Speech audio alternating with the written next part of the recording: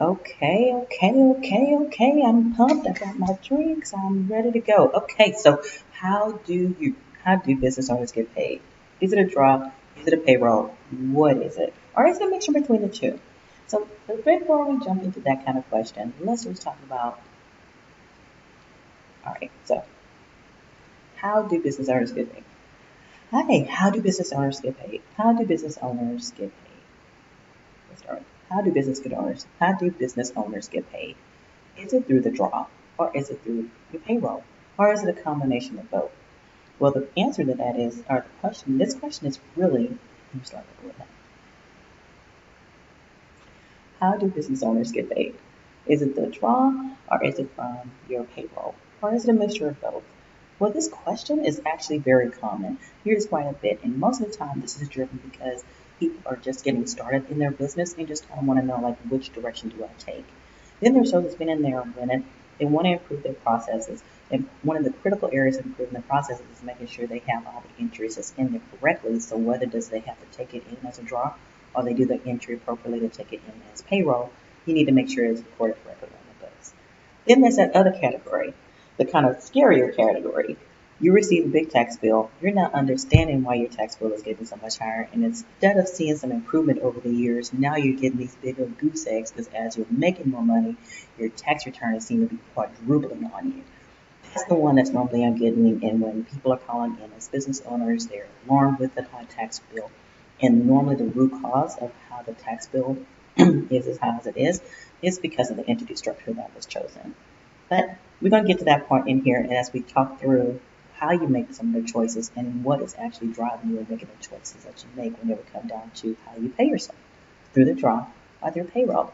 So let me take a back step and introduce myself. I'm Peggy Wells. In case you haven't met me before and you're not part of this channel, definitely do subscribe. So it's going to be the new medium in which I want to try to improve communication of how do people know your numbers. They're not going to know their numbers if no one's out there trying to encourage them to get in here and figure some of these things out. There's tons of information out here. Some good, some bad, some great, some makes you sad. But I want to be able to get out here and make sure that at least there's a voice in the wilderness that's telling you the right tracks, the right path that you should take. Because my whole goal for this channel and for the things that I communicate in through our business is to make sure that people know their numbers. You have to know your numbers in order to drive your goal. I'm a know your numbers advocate all across the board to make sure business owners, contractors, from lawyers to dentists, for the customers that we have and we work with, they're all partners, and our partners know their numbers so they can drive results. So let's take a step back. Let's dive right back on in to get into the answer to this question. So I made this little infographic just so my my bestie client here, he wanted to try to better understand. And he's my visual guy, so I like to put things in pictures so we can actually have a quick discussion and keep their attention so we can get to the end results and everybody feels much better because it's in something pretty. So if this is you, hopefully this will stick there. And if not, just bear with me and get to the answer because the answer is what's important. How do I implement the results from what you just heard today? And hope we're going to get there. The first things first is understand what a draw is and understand what payroll is. And I think I'm going to start in reverse. Payroll should be something that everybody's used to. Majority of us have started off with a W-2 and had to come and worked and earned those type of payrolls. So that should be kind of like self-evident. There's withholdings that you have to deal with, and there's the taxes that you have to pay, but it's also employer taxes. Once you're a business owner, you are responsible for paying. So keeping that in mind is going to kind of lead into some of the other calculations towards the end and why you would want to do the math of do I want to have self-employment on salary taken from business versus paying everything with the net income of a business. Now the draw, on the other hand, going back to the top over here, the draw is non-taxable. So on the surface, you would think, if it's non-taxable, I want to just get a non-taxable distribution or draw all the time, right? Well, unfortunately, we can't do that.